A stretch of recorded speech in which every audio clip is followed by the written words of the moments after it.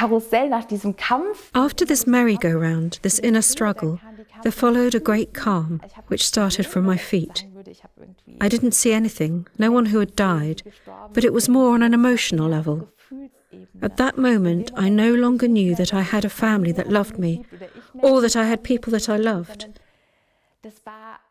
But I was just pure soul. That's what peace must feel like. That warm, comforting feeling. There was no body anymore. I would have left if they hadn't revived me.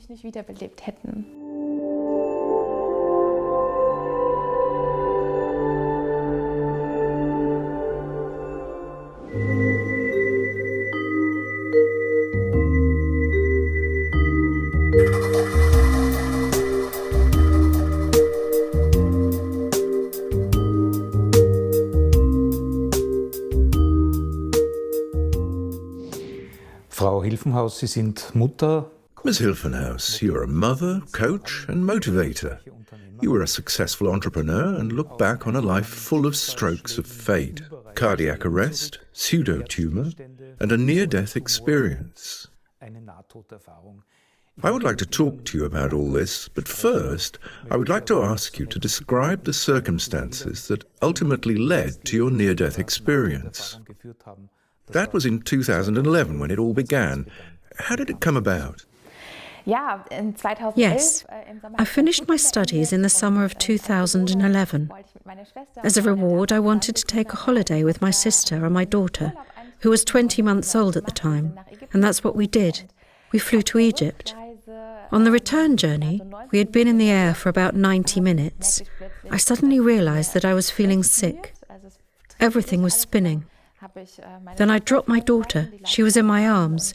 And all I could say to my sister was, "I feel sick." Unfortunately, that's all I remember. I woke up and heard the first words ringing in my ears. "We have a pulse. Her pulse is returning." When I opened my eyes, I was lying in the aircraft galley, and I saw a lot of eyes above me. That was the first cardiac arrest. Now, almost 10 years later, I've met the woman who saved my life and finally heard her story. We made an emergency landing in Budapest. Then I went to the hospital. I missed the whole story of what happened on the plane. Could you briefly describe what happened, please? Yes. My lifesaver is a year younger than me and was a medical student at the time. She said, "Karina, that was very, very close up there." She had to resuscitate me for over a minute after I had already begun to turn blue, after the steward had already pulled me out of the seat and out of the row into the galley. Then came an announcement. "Is there anyone on board with a medical background?" She came forward and began resuscitation straight away. After more than a minute, my pulse returned. She reported that the pilot did not realize the extent of what had happened at first. He initially didn't want to land. Then she said, "If we don't land, this woman will die up here." She really saved my life. She signed a recourse form that if it came down to it and this emergency landing was not justified, she would bear the cost of the landing. Of course, for a woman in her mid-20s, it's remarkable that she really did that up there without batting an eyelid. I'm deeply grateful to this woman.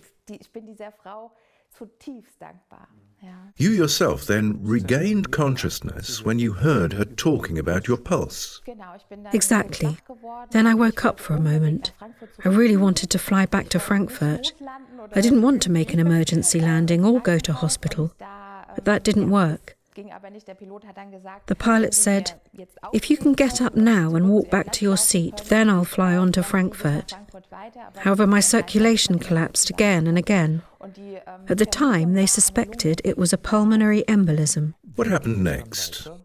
The plane made an emergency landing in Budapest? Exactly. We made an emergency landing in Budapest. There were emergency vehicles ready on the tarmac. It was important to me that my sister and daughter flew back to Frankfurt. My sister had the presence of mind to give me my identity card. I was only wearing shorts and a top. They had undressed me because of the resuscitation. I was taken to a Budapest hospital with flashing lights, where they did some tests. X-rays were taken to see if any ribs had been injured during resuscitation. Blood tests were also carried out. There were no abnormalities, so at some point the doctors put me in a taxi and took me to the airport. There I walked in without any shoes on and went to the toilet first. I drank some water from the tap. Finally the counter opened and I asked if they could take me back to Frankfurt on the next flight. The lady said, "No, the day after tomorrow to Munich would work, but everything is fully booked to Frankfurt." In Budapest, you were only in hospital for a few hours? Yes, half a day. Then a world collapsed for me because I really wanted to go back to Frankfurt. I was full of adrenaline. I didn't even know what was happening. Fortunately, the lady called me over and said, "A seat has become free and I can come with you." I was allowed to enter the plane via the fast lane. I sat there on the plane. I can still remember it clearly and said, "Karina, this is not going to happen again." And I actually arrived in Frankfurt okay. But then things started to go downhill. I was on infusions for a fortnight, and nobody really knew what was wrong with me. There was no diagnosis at the time. You had no idea yourself what was actually going on? No. My sister wrote a message to my mother in Budapest. She actually wanted to pick us up at the airport. We had an emergency landing because of Karina. I'm flying on alone with the little one. Ask if you can join us for the security check. My family didn't know whether I was still alive or not. You were discharged without a diagnosis? Yes. The staff thought I had a pulmonary embolism. That was not confirmed. How were you then, health-wise, until the near-death experience? Yes, of course you carry on. That was in 2011. My husband and I got married, built a house. I finished my studies and found my feet professionally. Since there were no more incidents, I decided in 2014 to become self-employed, to start my own business. Then in 2015, during a team meeting, I realised, oh dear, I know this feeling. I wanted to go to the balcony to get some fresh air, but I never got there and passed out. When I opened my eyes again, 2 paramedics were above me and said, "If you want to live, come to the hospital." So I went with them. There was no diagnosis there either. The doctors said, "It's the circulation. Young women always have circulatory problems. Go home, drink coffee, take a warm shower." That was almost pointless. How did you experience that? Did you feel there was more? Yes, I knew there was something. It's not a coincidence, and of course you get scared. I went back to work at the company. This scenario went on for 14 days. I was given a long-term blood pressure monitor, an ECG. This was followed by another fainting spell in the office. My doctor was really at the end of her diagnosis. She called me in again and said, "I want to palpate you again now." She started to palpate my neck, and when she palpated the right side, I fainted, the carotid artery. She said, "Emergency, go to the hospital immediately." I was taken to the clinic in Offenbach. There, after 14 days of marathon examinations, a diagnosis was made. After the last examination, after the doctors said, "We'll do that, we won't give up, we won't discharge you without a diagnosis," there is a so-called tilt table examination. You're clamped on a table, and then the angle is turned very quickly, and you see how your blood pressure behaves. For this, interarterial measurements have to be taken, which means that the blood pressure is measured in the vessel. After that, I went to the intensive care unit. I remember there was a young doctor who said, "I've read your medical file. You remind me of a classmate from the past who always fainted during exams. I think it's psychosomatic in your case." That's what he said. And then he made the incision and wanted to put the probe in. And at that moment I realised everything is spinning here. I know that feeling. I just heard him saying to his nurses, "Girls, emergency." Everything started spinning, spinning and spinning. My eyes went black. And suddenly there was silence. I heard nothing more and had this near-death experience. What did you experience there? Whenever I think about it, I get goosebumps. It was the most profound experience of my entire life. After this merry-go-round, this inner struggle, there followed a great calm, which started from my feet. I didn't see anything. No one who had died. But it was more on an emotional level. At that moment, I no longer knew that I had a family that loved me, or that I had people that I loved, but I was just pure soul. That's what peace must feel like. That warm, comforting feeling. There was no body anymore. I would have left it if they hadn't revived me. It's the deepest thing a person can feel. There is no feeling like that in this world, no matter how much I love my daughter or my husband. It beats everything. The feeling was love? I would say it was freedom. It was all paired, but in a thousandfold intensity. I never felt anything like it again. That's also what made it so hard for me to stay here afterwards, because I kept looking for that feeling. There is no term to describe it all? I've always tried to say, we humans don't have a word for this feeling because we don't know it here in this world.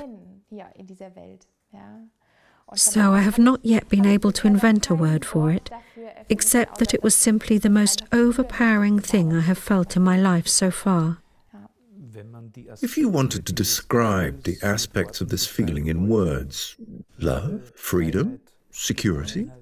Yes, security, peace, calm, curiosity, excitement, warmth.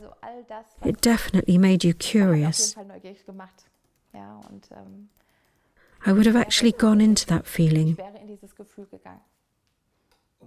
Infinity, you can definitely say that. A connection to life? Yes, but not to life. Not to earthly life, but to life itself? Yes, the soul, at the level of the soul. You can say that. And that changes a person, of course. I'm noticing that right now when I think about it. I wish every person could feel something like that one day. People don't need to be afraid of death. You lost that fear too, then? Absolutely. At that moment, I lost the fear of death. Yes. Because you were convinced that life goes on, even without the body, without the earthly role you played? Yes. Everything was simply free. It was unconditional. It was simply beautiful. Wonderful. It was something wonderful, something new, something you hadn't felt before. This body that was struggling with this carousel that was spinning faster and faster in my head. Suddenly it became something positive. This feeling, this merry-go-round was more connected with pain and with struggle, with what we often experience on Earth. But the feeling afterwards was so pure. It was not evaluated, not at all. It was simply there. It was simply a feeling. Did the experience begin without a transition, with the examination and commencement of cardiac arrest? Exactly when the heart stopped. How did it end? As I was resuscitated by the doctors and brought back to life. Did you have any kind of sense of time in the process? It felt like an eternity, but it wasn't really that long. It was seconds. A few seconds that changed everything, also in terms of your worldview? This experience changed everything. It called my entire life into question. I was resuscitated. The doctors stood there and my family stood around me. The relatives came later. Then the diagnosis was clear, a so-called sick sinus syndrome. The doctors gave me a choice and said, "Mrs. Hilfenhaus, if you want to live, the only option is a pacemaker. Otherwise, you will always need someone to resuscitate you. You must no longer swim or drive a car because it could happen at any time." What is sick sinus syndrome? Sick sinus syndrome is a disease of the nerves, affecting the carotid artery, the veins. We have receptors that keep giving impulses to the sinus node in the heart, which say, "work." If these impulse lines are disturbed, then they say, "Sinus node, stop working." Fainting spells are basically nothing bad. Many young women have fainting spells. But in my case, my heart always stops and won't start on its own. The pacemaker overcomes this and kicks in when the impulse conduction is disturbed again. Is that why the problem had appeared when the doctor palpated your neck? Exactly. With this experience in your heart, was it immediately clear to you that this was now a near-death experience? Yes, that was immediately clear to me. I had had this experience 4 years before. There was nothing, only black. The experience now was completely different. It was immediately clear to me, this is what dying must feel like. What happened after the near-death experience? You had an experience that changed you profoundly and permanently. Were you able to talk to anyone about it? Shortly after this near-death experience, the hospital chaplain came. He had been standing by my bed. I was pumped full of adrenaline. At first, I didn't understand the world at all. He asked if I was aware of what had just happened to me. I said yes. Then he asked if I wanted to confess something. I said I had come to terms with it now. The doctors came and said the pacemaker was my only option. Of course, I already decided to have it because of my family. I think if I had to make the decision again today, I would take a bit more time to think about it. Of course, you have family, you have responsibilities. Of course, you say yes to life. But at that moment, the decision was made. I don't really want this life anymore. I can no longer stay in this life. What is my task? I've survived this twice now. What else am I doing here on this earth when I know this great feeling? The cardiac arrest was in October 2015. Christmas was coming up. My family was happy that I was still alive. But for me, it was the worst Christmas ever, because I was hoping, please, whoever is up there, God or whoever, come and get me. I don't want to live anymore. That's when a deep search began, the search for the meaning of life. I had the pacemaker operation, and 3 days later, I was back in the office. I had a young startup. I had responsibility for my employees. There wasn't much time to come to terms with it.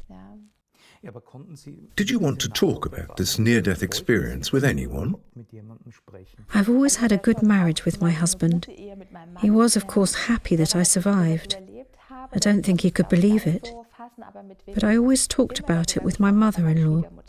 I had a very, very good relationship with her.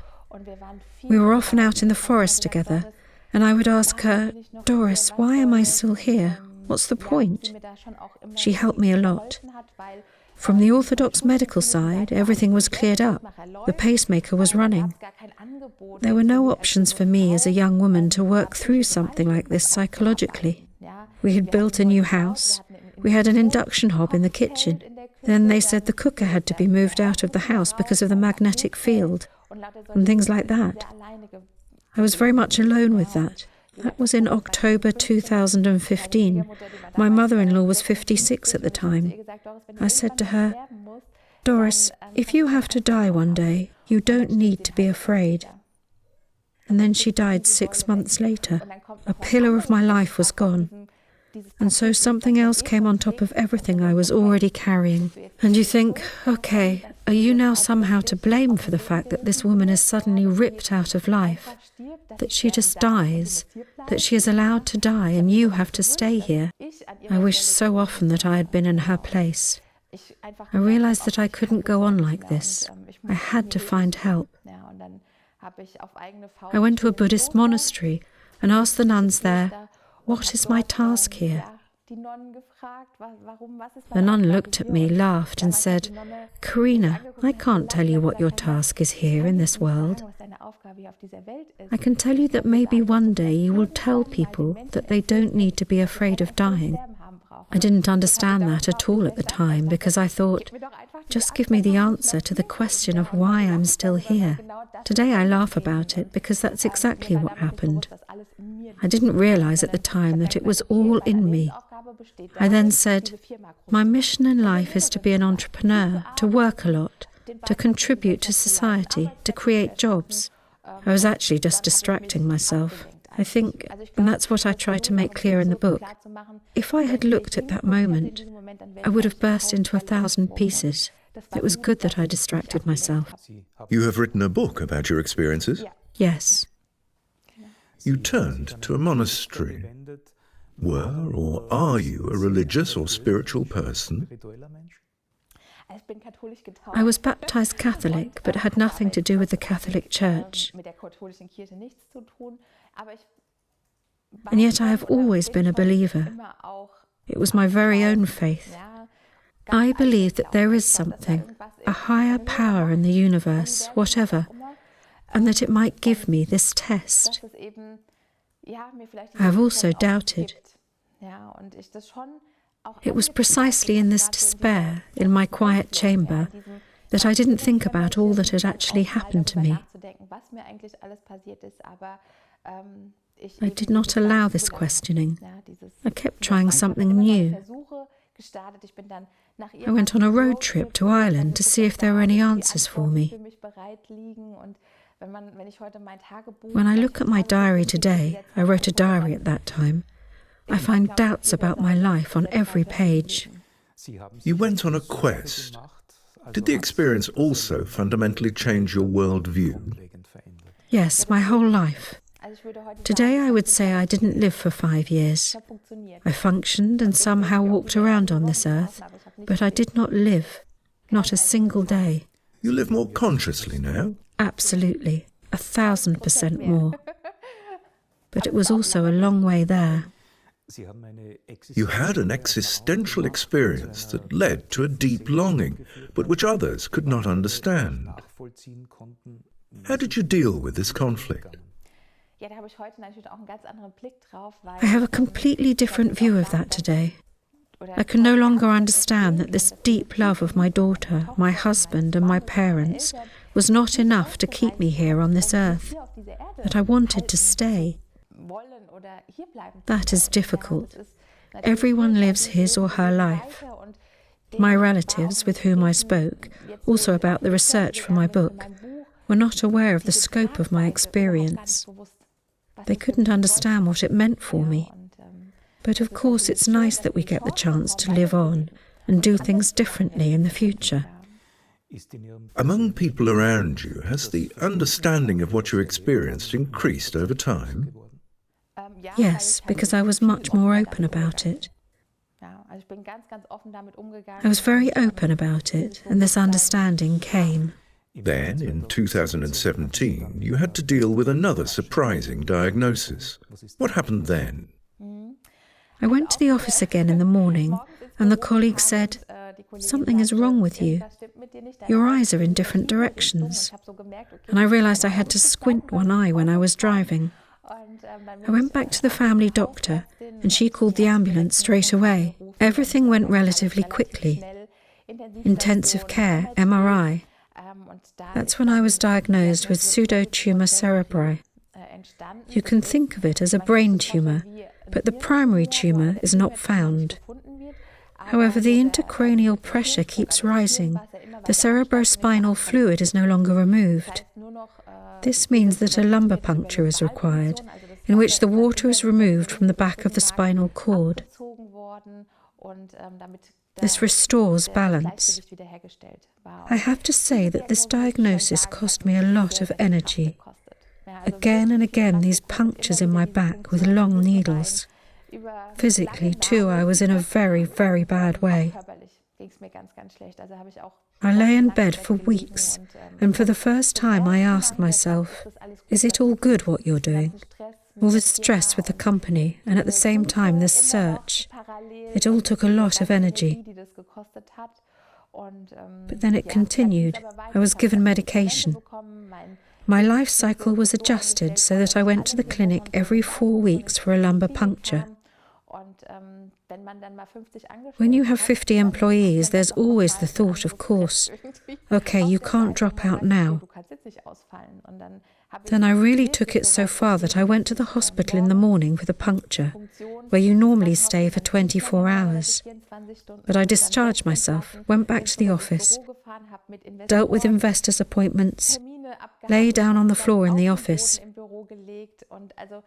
and really depleted my body. Because I was tempting fate. Okay, let's see how far it goes. It went. It goes on and on, but I paid a high price for it. How long did this go on? This went on until, out of the blue, in October 2019, my husband was very, very seriously ill with cancer at the age of 36. That was the crucial point where I said, this is the end. All this time he was my rock. He was always by my side. And then we got the diagnosis of bowel cancer. And nobody knew how far the cancer had already spread in the body. I actually watched my husband die. My husband is just under 1.90 meters tall. He weighed just 60 kilos at the end and was fed through a stomach tube. There was a second emergency operation where the doctors called me and said, Mrs. Hilfenhaus, we don't know if your husband will survive today. I don't remember how I got to the clinic, but I know it took hours. At some point I went outside, looked up at the night sky and said, it's all over. I was no longer afraid of this death, but at that moment I realized what a fear I had of life. What a deep fear I had of this life. At that moment, I would have signed everything away. I would have given up everything we had built up, house, company, boat, everything I had in my material possession, if it meant I could have saved my husband's life. You have, as you once put it yourself, negotiated with the universe. Yes, I did. I would have signed everything away at that moment. And that was the moment when I lost the fear of my life. That was the moment that changed everything again. So you came to a point that relieved you internally. What was the decisive thought that led to this relief? The moment I looked into that sky, I realized everything in the last 4 years is void. All those efforts I had made. Everything I had been running after, because I thought it was my life's mission, burst like a soap bubble. Because I realized at that moment, no matter what I have on the outside, everything material is worthless in contrast to a life. I said, I'd rather sleep under the bridge with my family than be alone in a big house and be a widow in my mid-30s. That completely overturned my whole concept that I had built up. And you were no longer afraid of life either? This fear of life has changed. I was actually always a courageous person, and so slowly the courage came back. It was a bit ambivalent because at the same time I felt enormous exhaustion. Race, race, race. All of a sudden this huge exhaustion came over me. At the beginning of 2020, there was this deep hole that I never thought could hit me with such force, because I was always the strong one and kept everything going. Nothing went forward, nothing went backwards. My husband was in rehabilitation. He was on the road to recovery, and I was getting worse and worse. The intracranial pressure was high. My heart disease was very bad. You still had to continue the regular treatments? Exactly. At that time, I even had to go to the hospital every 2 days for a puncture. And then there was this psychological aspect, that I was lying in bed, and this deep hole, and I just thought, this life is too hard. You can't make it anymore. I booked a hotel room and thought about what medication I could take and said, that's it, finished, not one more day. And it was the thought of my then 10-year-old daughter that brought me to the conclusion, Karina, this is too early, you can't go yet. She needs you. She had experienced everything, from the first cardiac arrest in the plane to her father's cancer and my other illnesses. And I said to myself, no, you can't be that selfish now. You have to make one last attempt to give this life a chance. And that was the point where I said, I'm leaving. I have to get out of this environment. I'm going to Lake Chiemsee, and I don't know when and how I'll be back. That was, I have goosebumps again, the best decision of my life. There I found all the answers I was looking for. But it was clear I couldn't go back to my old life. When I came back, I changed everything. What specifically have you changed? I never took another step into my company after I came back. I never sat at that desk again. I sold everything. I said it was no longer possible. Of course, there were voices around me that said, what? The pandemic is just beginning. You have a safe company. You don't know what will happen to you. I said I couldn't care less. This decision is so deep in my gut. I've walked such a long way back. I've gone through so many deep valleys. I tell you, mental pain can be so much worse than whatever physical pain. But it was okay that way. I finally processed everything. I processed the trauma on the plane.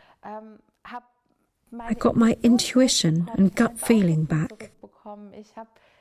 That stay at Chiemsee was the greatest gift ever. I said, if I go back again and continue as before, I won't survive. That's why I sold everything I had and told myself, if I sit at the checkout in the supermarket in the future, then it's okay. That's my way. Above all, I have regained confidence in this life. I said, I don't want any more punctures. I'm running away from the intracranial pressure. I started doing sport, changed my diet, said goodbye to people who didn't do me any good in my environment, quite rigorously. I said, this doesn't work anymore. It doesn't fit together. I'm letting you go in peace. My new path in life looks different. That worked? That worked. I sit here today, and I'm grateful every day that I am still alive. How do you look back on your strokes of fate? As a kind of guidance? Yes, definitely. I think I needed that severity of fates, so those red lights that I ran all the time. I think there are people who maybe don't need it as hard as I did until I understood that. Today I'm grateful that I was allowed to have this experience in my mid-30s, also this near-death experience. When I look at my notes, I notice that for a long time I considered this experience a burden. At some point a friend said, you know, Karina, it's a great gift that you were able to experience this beforehand. Very many people don't get to experience it beforehand. And that's exactly what happened. I transformed the experience, and I take it with me. If tomorrow was the last day I had to live, that would be perfectly fine. I'm free, and I believe that this is the greatest gift. I also believe that when the time comes, we will knock on heaven's door, and someone up there will laugh their head off and say, I never said you should make life so difficult for yourselves. Consciousness, that's not just a word. For me, it means experiencing this time consciously, also with my husband. It is not a matter of course that he is still alive. And with my daughter, when they are out in the garden and I stand at the window and watch, when I breathe in what they are doing out there, there is nothing greater. I'm so often asked by people, what do you actually do now? They know me as an entrepreneur, and I was also active in politics. I say, my life is completely different now. I'm living. They always look. Then I say, yes, that's what I do. I'm living. You have freed yourself from many self-imposed constraints. Is there also something new now, a direction you're pushing in? Yes, after the second cardiac arrest, I never drove more than 50 kilometres by car for safety reasons. It was a self-imposed limit. It started with a trip to Lake Chiemsee, where I drove more than 500 kilometres myself. After 50 kilometres came the first panic attack, and I thought, OK, the next 50, the next 50. And that's how it slowly progressed. Today I only listen to my gut feeling. I only do what I say feels good. Of course, such an entrepreneur's heart beats in my chest. There will definitely be something there again. But I try everything. Some time ago there was a sporting challenge. I take that as an experience. I always said to my husband, what else is there to come in life? I've experienced everything. Today I realise that there is still so much to come. There is still so much that can come. You can't pay for this freedom to reach wherever you want with any amount of money in the world. You are also involved in a project for more courage to face life. What are you doing? It was this big challenge that I said, no matter what stroke of fate people experience, they always have the chance to get up or stay down. I simply wanted to know if there are limits for people with pacemakers, with pseudotumours, with whatever illness. Where is the limit? In October 2021, I cycled 400 kilometres in the Garmisch Mountains in 4 days and covered 4,000 metres of altitude to see, does this work? Can I do it? I did it. And now, of course, the race continues. A half marathon is on the agenda. Just keep going and see what does you good. Don't go beyond the limits, but go to the limits. That's my new direction in life. Encouraging and helping people. A central task in life? Absolutely.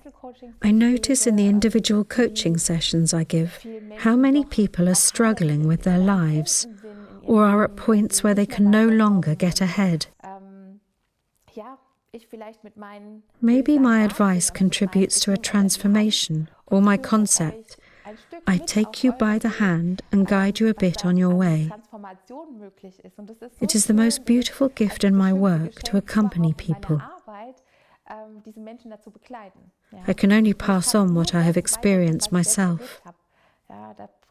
It is not theoretical knowledge, but what I have experienced myself. That is the basis of how I like to work with people. The topic of passing on. We have already mentioned it briefly. You have written a book about your experiences. Are there any other plans beyond that? Yes, of course it would be nice if the book were to be made into a film. Apart from that, I don't plan much anymore. I let everything come to me. Whatever comes, I wish you every success with it, Ms. Hilfenhaus. Thank you very much for your openness and for this interview. Thank you.